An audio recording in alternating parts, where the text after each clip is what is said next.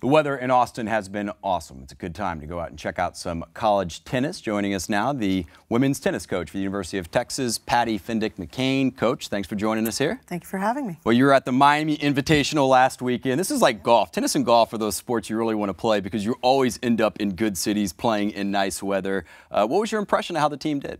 Well, I thought it was great. We brought the kids back to campus about a week and a half before we headed down, and we had a couple of newcomers on our team, so it was great for them to get their feet wet and get the girls back into the swing of things. Okay, before we get to newcomers, Noelle Scott is definitely a returner. Talk about what kind of fall she had and what kind of spring you expect. Yeah, she had a really good fall. She beat up on a bunch of ranked players and managed to get herself. That's a good thing. Yeah, it's a great thing, and had a lot of confidence. She actually went and played a couple as an amateur, played some circuit level tournaments on the Pro Tour, and had some good results over the break, which is great. We like to see them out there in the break. Yeah, definitely. And so she's excited to get going. Would she be like a gym rat in terms of tennis? Just one of those players that always wants to play?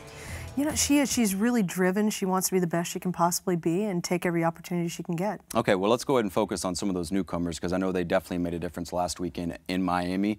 Tell us who you got and why you like them. Well, first of all, we have Brianna Addison, and she was in the USTA National Training Program for quite a while and was kind of on the pro track. She won the 16 Orange Bowl, which is one of the premier international events in the in the world, and just incredibly talented, great mental fortitude, and just a great athlete to watch play out there. Such a performer and competitor. And I was looking at her resume before. It's pretty stacked.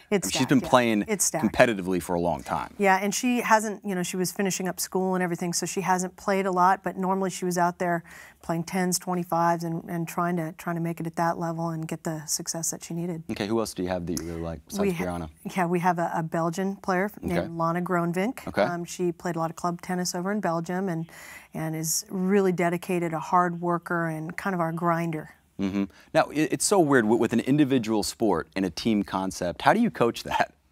Well, it's interesting. The way we coach it is really to have the girls emphasize their own individual work ethic and results, and we just say go out there and play and do your job, and we'll add them up at the end of the match, and hopefully we'll have 4, 5, 6 singles and enough doubles to get through. So you try and coach it individually and focus on what you have to do, and in the end that's going to help out the team. Well, absolutely. In an individual sport, there's so many different things that motivate these girls as individuals, and you really want to make sure that they're fostering those individual, that motivation, the things that they want to do to be the best they can be. Right. Well, I would think also as a coach it helps whenever you have some senior leadership. You don't have a lot. You've got one senior in Ariel Ellis, but I would think that her leadership has been invaluable so far. Oh, no question. What she's been through on a personal level, and the changes that she's been through in her life, and her perspective is amazing. She's been All-American, and she missed most of the season last season and still came back and made All-American, and she'll start off at the top for us. We also have Elizabeth Begley, who's a junior. They're both co-captains this year, and so we've got some good leadership there. What do you like about Elizabeth's game? Well, Elizabeth, gosh, she won almost 30 matches for us last year, over 30 matches, and she's just a tough nut. She's working really hard. She's kind of hitting that next level now. She's adding some dimension to her game, and her maturity and toughness is great. You have the ITA Challenge this weekend in Austin. You're going to face Wichita State, someone who you recognize. You faced them last year, so there's going to be some familiarity with the two teams. But what do you expect to see this weekend with this challenge? They've got some really good players up top. Obviously, we're pretty tough up top as well. Right. So we're looking for that challenge and to get out in the dual match format. That's going to give us it's going to be a good barometer for us. Now, you've had some success. I say some success. You won the 1991 Aussie doubles, and you won it with Mary Jo Fernandez. I just can't imagine what it's like, to not only be in that moment, to succeed. Take us back to 1991. What was that like to win that? It was actually a relief, because I'd been in the final so many times before, and having to play Navratilova and Shriver and people that were just dominating the sport at that time and coming away a little bit short. And Mary Jo and I we were a pickup team, and now explain that a little bit. Well, typically when you're in the top echelon of the doubles, you kind of have a partner that you stick throughout the year with, and you're working towards making the championship at the end of the year, and for us, it was like, hey, I'm a partner short, are you a partner short? Are you serious? Yeah, literally the week before, and so we'd throw together. The week before? Yeah, the week before we headed down, and every time I think we only played together in Australia, and we always did really well.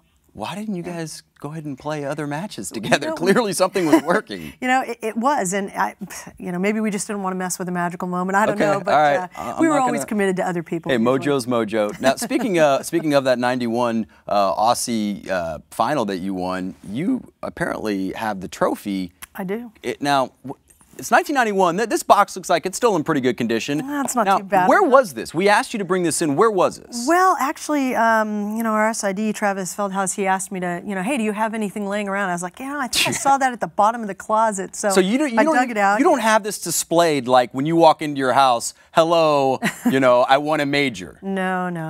That's, with my luck, one of my kids would use it as a cupcake platter. So. All right, let's open it. Let's see if it is a cupcake. Well, that's. Yeah, you could hold probably nice. At least a dozen on there, I think. Yeah, let's go ahead and show that to other people. Coach, you got to do something with this. I mean, look, we got you to dust it off. So now it needs to be somewhere in your house. Well, actually, I'm going to be sending this to my alma mater. They asked for it for their Hall of Fame to and that have would some be hardware because they've got some of Johnny Mac's trophies out there, and they wanted some on the women's side. So.